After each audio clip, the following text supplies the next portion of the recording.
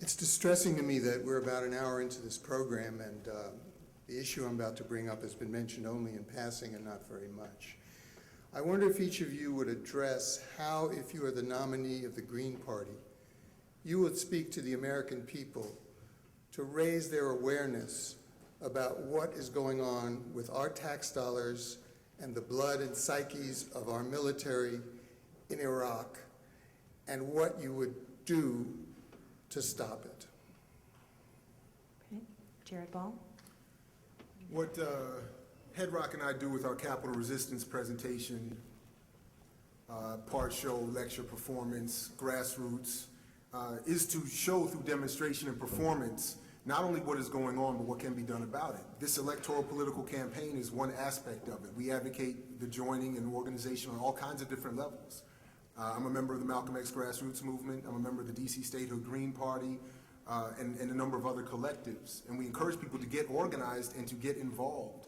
And when we demonstrate and show, particularly the people in the communities that are most disaffected, the least attended to, and again, the majority of the country in the world, we get a great response. And we find that we have a great ability to bring these issues to them, make it plain, and to encourage and give them options both in terms of grassroots politics and now electoral politics to get involved. With the simple change of a vote, you demonstrate psychologically that you are ready to take certain steps that are absolutely necessary to build and sustain a mass movement that will bring about all these changes.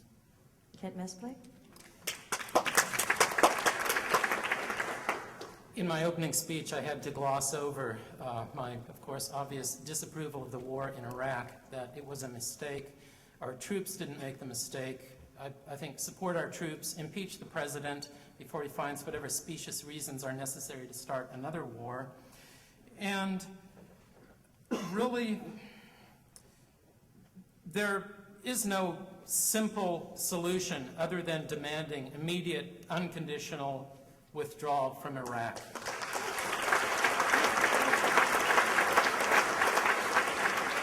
Cynthia McKinney. I agree that we ought to demand immediate withdrawal from Iraq. I voted for that while I was in Congress. One of, I think, maybe only 3 people. But the problem is not just Iraq. The problem is the militaristic turn that our foreign policy has taken. And so I wouldn't just say bring the troops home from Iraq. I would say bring them home, period, from all over the world.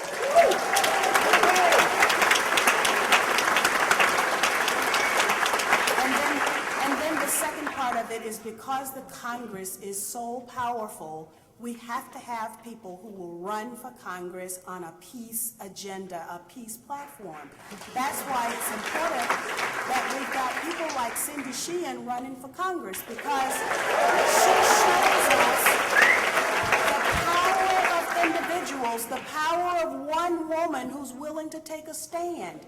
And we all have that power. We just have to recognize it and do it.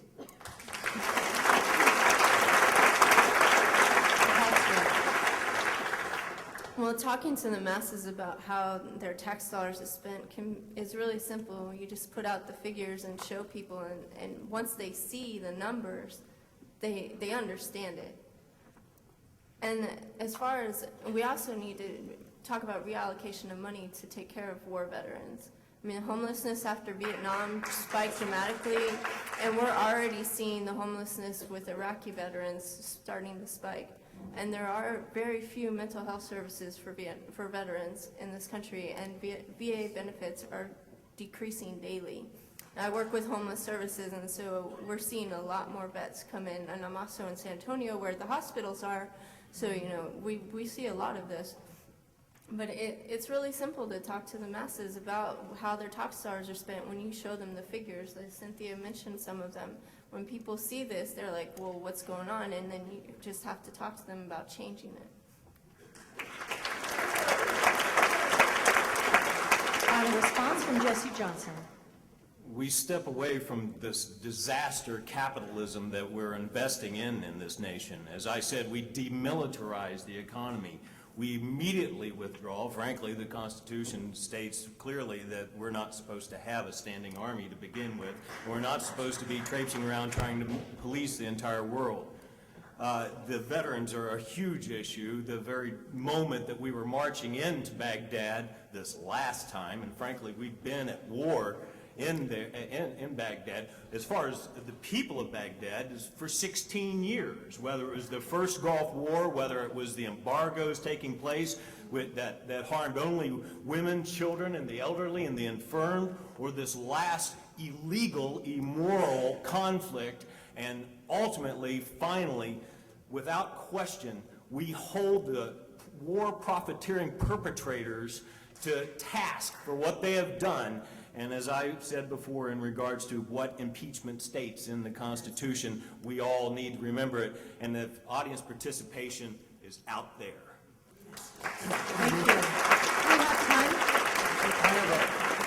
Thank you. We have time for one final question A from quick the media follow-up panel. question for the audience. How many of you are residents of San Francisco? About half. I want to do something that gets me in trouble sometimes with people that I don't care about anyway.